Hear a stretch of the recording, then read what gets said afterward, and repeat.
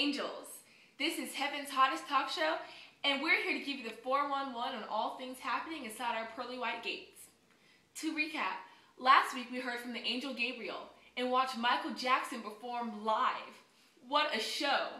Today, we will be interviewing one of our newest angels. He comes from a small town on the planet Earth and has just finished the 5 stages before getting to heaven. We all know how that feels. So give it up for Eddie! Woo! Unfortunately, Eddie couldn't be here today, so we are just going to watch him from the big screen. Hey Eddie! So, let's get started.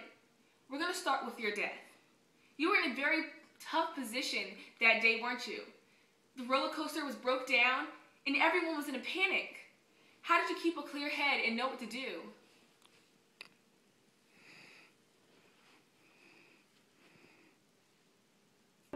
Well, I've been working at the pier for many years. When I saw that people were stuck in the ride, I immediately thought of their safety and getting them out. Little did I know that the cable that was holding the cart would unravel before it was just too late. Then I looked and I saw a little girl, Annie, I can't remember her name, but she was right there where I was going to fall, and in that moment, I knew I had to save her, so I threw down my cane and ran towards her. Yeah, but weren't you nervous at all?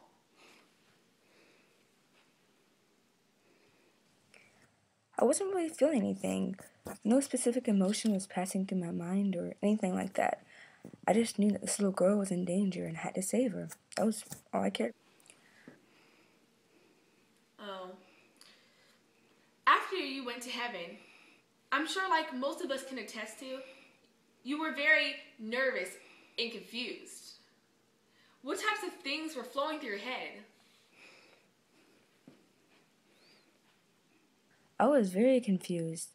I didn't know if I died or anything. All I knew that I was in a strange land floating about, and I couldn't stop thinking about Amy, Avery, Annie, the little girl. I just really wanted to know if I saved her or not. Now, I know this is a very personal journey, and you go through a lot of different things and different feelings, but would you mind if I asked you a couple of questions about these things? For example, who was the first person you met in heaven, and what did you take away from meeting him? The blue man was the first man I met. He worked at the Pier's Freak Show when I was a young lad. He was a man who I thought was a stranger, but I killed him. And when I heard of how I caused him to have a heart attack when I was a young boy, I felt terrible, horrible even. I didn't even want to go to his funeral since it was on my 7th birthday. He died for me, a kid he barely even knew. The blue man told me not to feel guilty, though. He told me my life continued because his stopped, and that strangers are just family you have yet to come to know.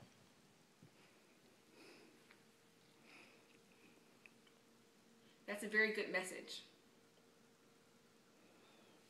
Ladies and gentlemen, not only was Eddie a veteran, but he was a hero. He helped get his military unit out of prison after being there for months, maybe even years. Eddie, what exactly triggered your drive for escape? Like, what was the moment when you knew you just couldn't stay there anymore? Well, for one of the men who captured us, Crazy 2, shot Rabuzo in the head with a pistol after he could no longer work.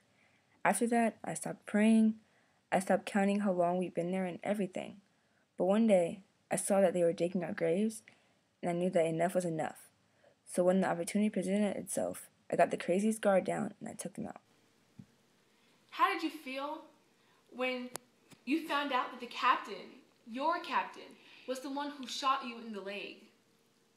Did this feeling change when you learned that he too sacrificed that something that day, his life?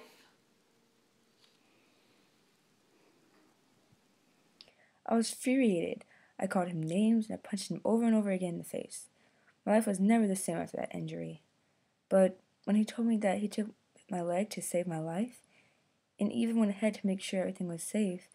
I realized everything he did with my safety in mind.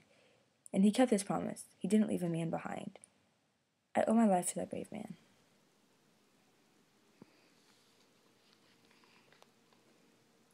During your third stage, you met a woman named Ruby who told you a very big secret. Do you care to tell us what that secret was?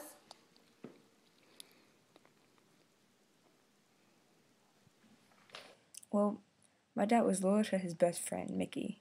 But one day my dad returned home and found Mickey, drunk as always, trying to take off my mom's clothes. My mom was crying and my dad was furious. Mickey ran out the door and my dad got a hammer and went after him. But later, when he was looking for Mickey, he saw that he was in the icy water on the verge of drowning. And he let go of all that anger and saved his friend. This is why he got sick and he never even told anyone. Now, my source says that you didn't have a very good relationship with your father. I'm sorry to hear that. How did learning all this and seeing him after so many years and after going to his funeral change the relationship you had with him?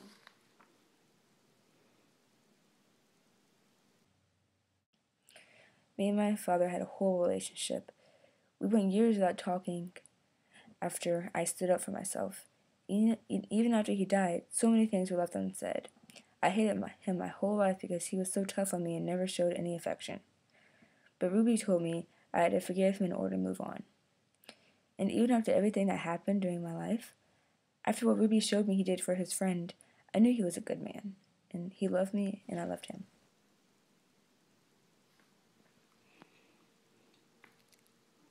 I'm sure that the best part, but the most painful part of your journey was seeing your wife again. In that moment, did you feel yourself breaking down, or did this reunited love make you stronger? How did she comfort you and open your heart up to love again?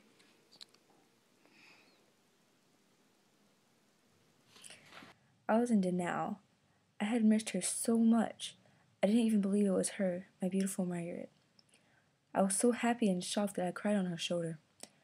I felt stronger when I was with her. She explained everything to me, how she met her 5 people, what was going through her mind during her death, and she explained to me why in her heaven she was young and surrounded by weddings.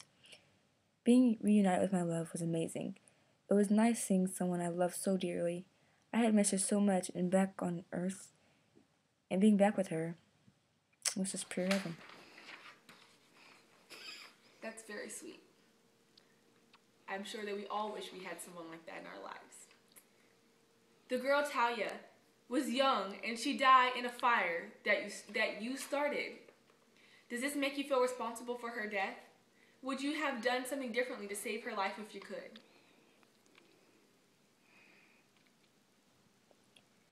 Well, it answered all my questions about if that figure that I saw in the burning hut was real.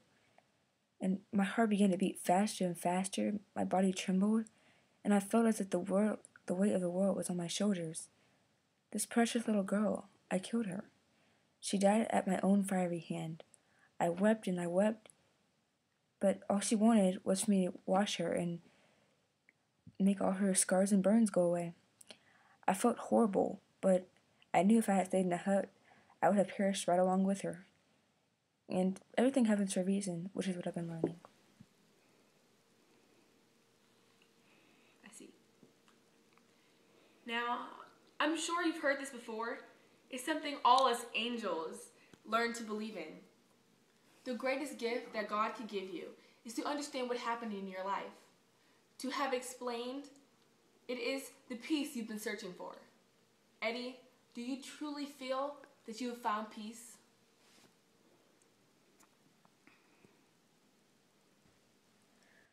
Everything that has happened in my life, good and bad, happened for a reason.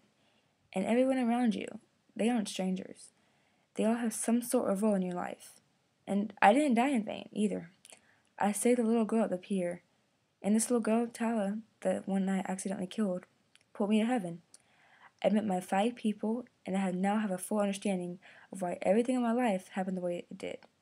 My body may be dead, but my spirit has never been so alive. I'm at peace, I'm happy, and I'm in heaven.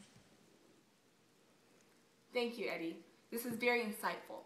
I hope you have a wonderful beginning here in heaven, because remember, every end is a beginning. That's all we have for you today. Tune in next week for our riveting report on the discovery of America from none other than Christopher Columbus.